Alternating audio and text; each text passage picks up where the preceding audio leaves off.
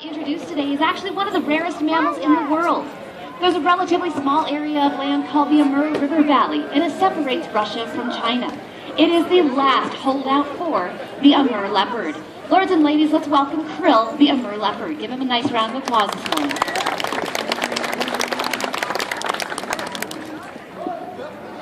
Now at last count, yes, at the cute roly-poly leopard. At last count, biologists were able to locate fewer than 30 of these cats in the wild. That is critically endangered. The plus side of this is we do have more than 200 registered in captivity currently, and Krill is one of our own babies. He's one of our babies as part of something called the Species Survival Plan, which is a worldwide effort to make sure that the captive bloodlines are nice and healthy and diverse, with the hopes that someday we can start reintroducing these cats into the wild. Now, leopards are known throughout the world as super cats, and one of the reasons for this is because they are amazingly powerful.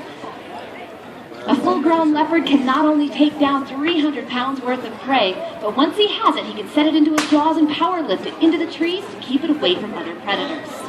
Another reason behind the term super cat is when you put together all 13 subspecies of the leopard, you have the cat with the largest range on Earth, found from the extreme far north of Russia down to the very southern tip of Africa and ocean to ocean in between. In this vast range, these cats are hunting everything. Large hoofstock, tiny little rodents, and even us. Leopards are the cats best documented for regularly hunting and eating humans. How cute is our baby now? He thinks that's security. Krill's approximately about 18, 19 months old, so he is almost full grown. He'd be just leaving mom if he were in the wild. He's about 120 pounds, going to put another 30 pounds on. You can see how squirrely Krill's being. He's doing a lot of marking of territory. All cats have scent glands in their cheeks, forehead areas, and in between the pads of their feet, which enables them to communicate with other cats. And with that scent marking, they can tell age, what species, how old they are, if they're sick, how far along in the heat cycle. So they derive a lot of information through the scent marking. Now, cats communicate two other ways. They make lots of different vocalizations. They roar, they shuff, they meow, they purr, they bark. So when he's sharpening those weapons, that's sharpening his claws, he's marking territory at the same time. He's also giving you a great look at that beautiful coat. And that is part of what's gotten this cat into so much trouble. The Amur leopard is set apart from the other subspecies by that beautiful long fur mixed with lovely clear rosettes. That makes this pelt highly prized, and it has been for a millennia by men of power. Kings, queens, maharajas, shamans, emperors have all wanted that status symbol. But more than anything, what these cats are facing is a loss of habitat. We often hear the words, wild animals belong in the wild, and we believe in that too. The problem is, in a lot of cases, the wild is simply gone. At one point, Krill would have been called a Manchurian leopard, or a Korean leopard. But now, we just call him the Amur leopard, and the Amur River Valley is no longer protected land. It hasn't been since about 2004, and it's shrinking every day. So another set of words we hear a lot: reduce, reuse, recycle. That is not just a silly catchphrase. It's actually a pretty decent set of bylaws on how you can help endangered species worldwide. Now do keep in mind today, as our cats are going forward, they understand that your applause means approval. So if he does something cool, let him hear you. He might do it again. Leopards are some of the most agile and athletic of the big cats, capable of bounding 40 feet in a single bound, 18 feet vertical. They use that long tail as a rudder to help balance themselves when they're making those great jumps or scaling the treetops.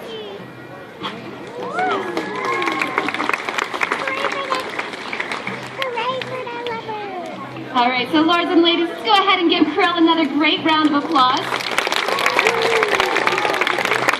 Good boy.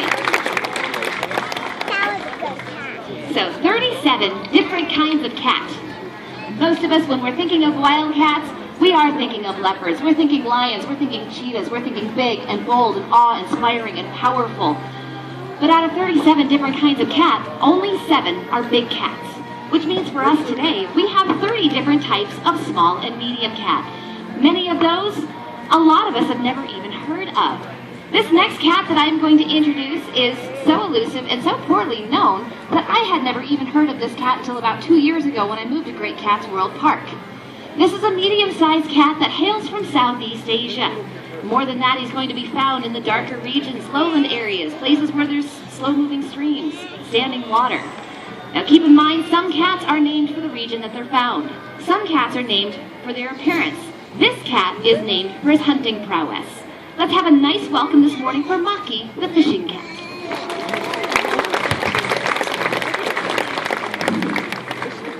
We gotta wake him up. Let's hear it again. Because he's a cat, after all. He's gotta sleep. Come on, little baby. Maki. There he is. Good morning. So this is Maki, the fishing cat. Or maybe more accurately, I should say the fishing kitten. He's not quite a full-grown cat yet. Yeah, if they're big cats, they're called cubs. Get out of here. If they're big cats, they're called cubs. If they're medium to small cats, they're called kittens.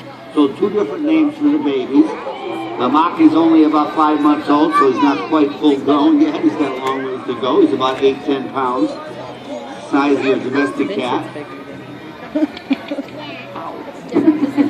But still, fast and sharp.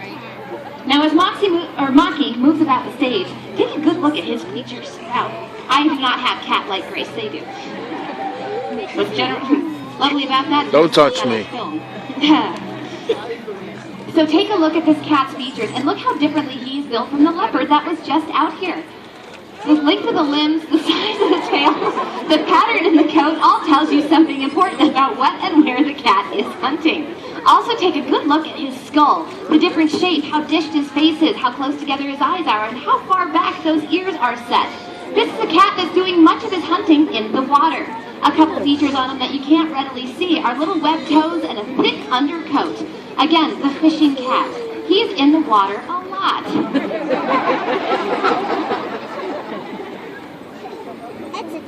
You can see Maki's not going to be a very good climber. He's going to have difficulty getting down from the tree because fishing cats aren't good climbers. Normally cats with short legs are good climbers, but they usually have a longer tail for balance. He's got that very short tail, and that's because he's a swimmer. He can swim like an otter, dive like an otter. Hang on. So if you had a longer tail, that would give you too much drag in the water. It wouldn't help you at all if you're going to be a swimmer. If you want to be a climber, he needs that longer tail. Although all cats are adequate climbers. Let's hear it for the assist.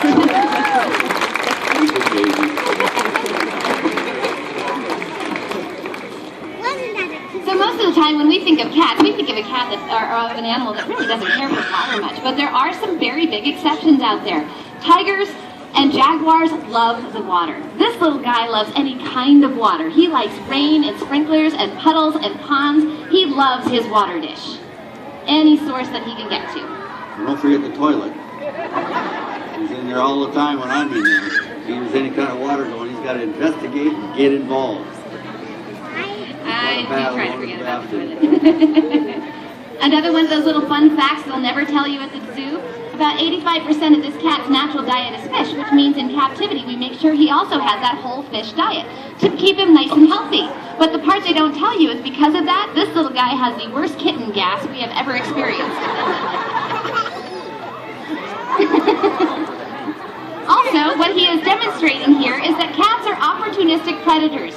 So even though he is a fishing cat, if it's made of meat and not paying attention, it's coming down.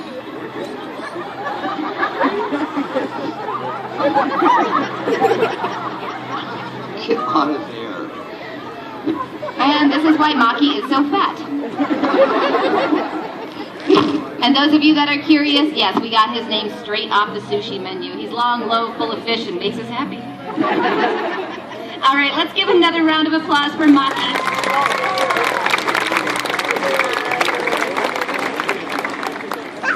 So we're going to make a switch here. We're going to go from talking about one of the most elusive, least known cats on the planet to a cat that everybody here can identify on sight. We're going to take a moment out to talk about tigers. Once upon a time, we had 8 different subspecies of tiger sharing our planet. 3 entire subspecies are gone. The Balinese, Javan, and Caspian tigers are extinct. There will never be any more. There is nothing we can do about that. We have 5 subspecies left. They are all endangered. Endangered holds a seed of hope because it means you can still help. The conservation efforts are working. They just need your support. Now, 5 subspecies of tiger, one of which has a very special recessive gene for white melanism, and that is the Bengal tiger. Lords and ladies, if I could have a nice welcome this morning for little Miss Moxie. I see, girl. You gotta wait for your hand there, sweetie. Yeah, you gotta wait for Catman. So this is Moxie, and as you can see, she has beautiful white fur and a full complement of tiger stripes. Keep in mind, once again, these stripes are not just there for aesthetic value. They're not just there to be pretty. These are a very important part of her arsenal. Don't do it. She knows where the ticklish spots are.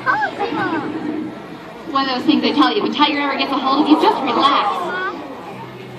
So those stripes are camouflage.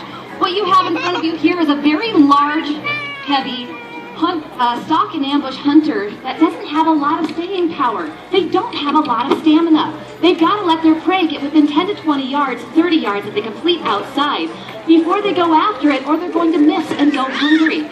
And those stripes are going to help break up her silhouette so she can get close to her prey like that. But another reason behind those beautiful stripes is identification. Each cat has his or her very own pattern. It's like a fingerprint, and there are no two alike.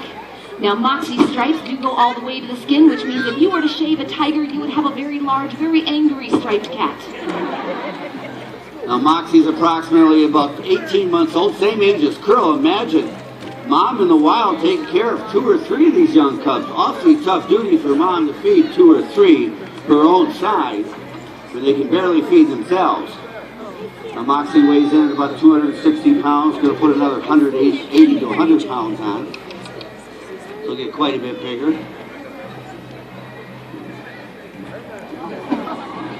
Now, as Moxie poses up there real quick, take a good look. You're going to see blue eyes, pink nose leather, and pink toe pads. That is all part of that heterozygous gene that makes up a white tiger, and all white tigers share those features. Where they differ is in the color of their stripes. Moxie has beautiful chocolate brown stripes. She has a couple of siblings back at the park that have such light blonde stripes that they look like completely white cats. And most of the time that you see white tigers in photography, they use the ones that have the very black stripes because of the high contrast. Now, the white tiger is extinct in the wild, and it has been since about the 1950s.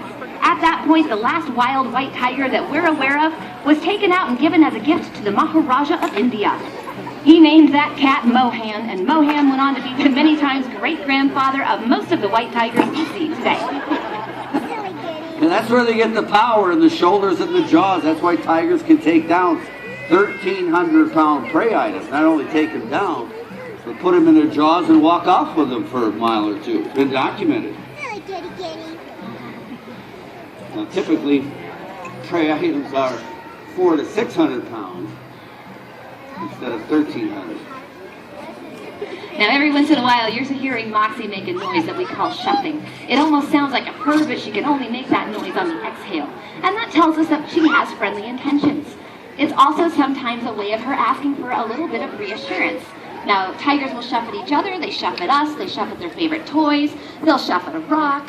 When they're little, they'll even shuff while they're biting the crap out of you. Ask us how we know.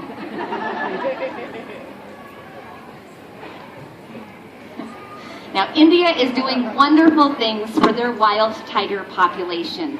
They have moved entire villages to make sure that the tiger has room to roam. The other thing they've done is they are protecting the cat's food. For instance, if you are caught hunting Sitka deer in India, you could be arrested as a poacher. That has been designated tiger food.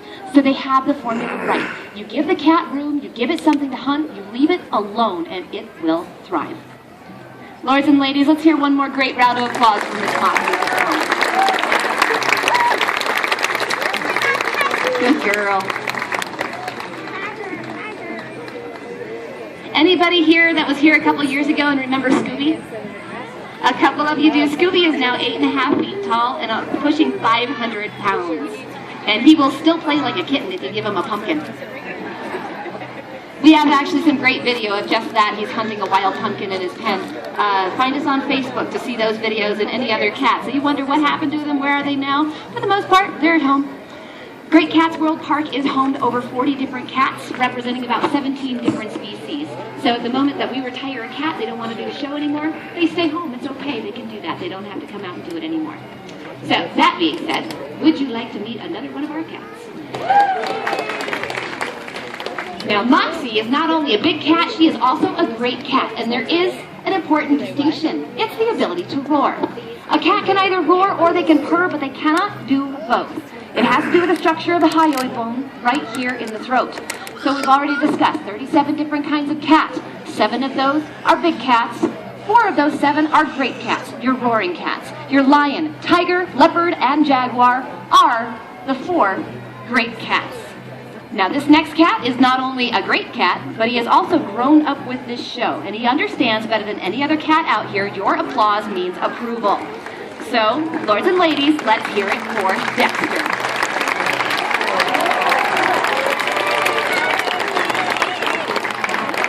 Now, Dexter is a full-grown, in his prime, Black Panther.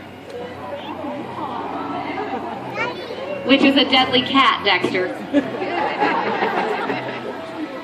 Panther is a common scientific word that we use to describe a lot of different cats, but most especially those great cats. It comes from the Latin Panthera. Moxie, who is just out here, she's a panther. She's Panthera tigris. This is Panthera pardus, the black spotted leopard. And I do mean spotted. As Dexter moves around, take a good look at that coat. He has beautiful rosettes, just like krill hidden in all that dark fur. This dark coloring is a form of melanism, exactly like what causes Moxie to be a white tiger. The difference is that white melanism is very, very rare. This black melanism is very, very common. Well done, Dexter. There have been black tigers, black jaguars, black caracals, black servals, black Joffrey cats. We have a black African wildcat in the park. How many black house cats out there? Quite a few of them. Any black tabbies? 1 or 2. Yep, 2 ways of knowing you have a melanistic house cat. 1, you're going to see the tabby markings and all that dark fur. That tells you they're melanistic. The other way of knowing is that'll be the black cat that for no particular reason, everything is fine and you go to pet them and they snap shut on your hand just like a Venus flytrap. We don't know why, we can't prove it biologically, but there does seem to be a connection between the recessive gene for the dark melanism and a little extra attitude in the cat. Right, Dexter?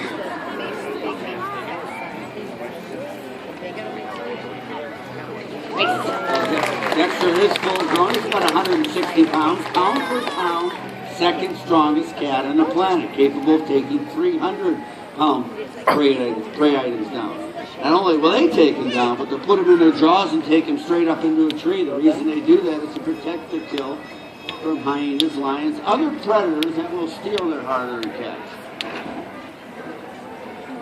Now, leopards are also some of the most dangerous of the big cats. That's why you don't see them in a form like this very often, or circuses, movies, or commercials, because they're extremely unpredictable, especially these black ones. They've been known to go into villages in Africa and Asia to pull people right out of their beds while they're sleeping. Wow, the people are sleeping in the same room, but they don't hear a thing. Imagine that. There's no predator in the world that bold or has that kind of stealth. Now, a lot of people ask us about our training methods. How do we make the cats do this? Basically, what you're seeing there is a training session. Dexter is training the Catman. I'm pretty fast, aren't I? Hand-eye coordination, you'll only miss once. Now, Dexter almost gave us a snarl there. That's something that he does do on cue. There's a lot of our cats in the park that will show off their teeth or snarl on cue. Why would we teach cats to do that in captivity? The reason is photography. Think about it. Books, magazines, calendars, posters, postcards. Any place that you see the cats, even with your educational materials, World Wildlife Fund, National Geographic. I'm sorry to tell you, most of those cats were photographed in captivity. The reason is you can hunt for 10 years and never find a cat like Dexter. Or if you did, and you managed to squeeze off a shot, your chances of getting out to develop the film are slim and none. So we have our cats trained through positive reinforcement. And we start that very early. They show their teeth, we cram a treat in their face. And they go, whoa, and they do it again. Now that being said, there is a lot of time, a lot of patience, a lot of repetition, and an amazing bond of trust between the cat and the handler that makes this all work. Something else that makes it work is we're not teaching them circus tricks. We're letting them come out here and just be cats.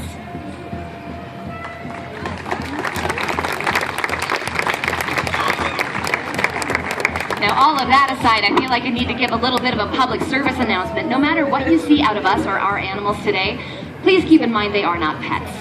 These cats are wild. They are dangerous every minute of every day, and they do not belong in your backyard. If you must go home with a cat today, visit the souvenir stand. We have the non-lethal variety. And all proceeds do go directly back to the cats. And just to reiterate, please don't ask me after the show where you can get a tiger. Your HOA will not approve. Please enjoy them at the cat parks and the zoos. That's right, lords and ladies, the most dangerous cat in the world. Let's hear it for Dexter.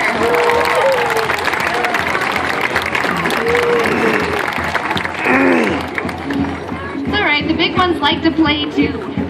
So those of you with cats at home, are you noticing a lot of similarities between the big ones and your little ones? All right, I do have one more cat to introduce today, but she has said no thank you. So if it's all right with you, I'm going to bring the baby back out and let him play for a bit. Is that all right? Folks, do keep in mind that we have 3 more shows today, 12:30, 2:30, and 4:30. It's always a little different because I'm the only one up here with the script. Look around, you're going to see our cat show volunteers out there stalking you with their tip baskets. If you have enjoyed the cat today, please let us know. The other thing we're going to be doing here in just a moment is having a little Q&A session. If you have any questions whatsoever about Great Cats World Park, about the cats, about us, please let us know. One of the big questions that we get, but I'll just throw that out there, yes, we do internships, especially for veterinary. Please talk to me about that if you have an interest in animal husbandry of any kind. Ready to go? Lords and ladies, if I can hear it.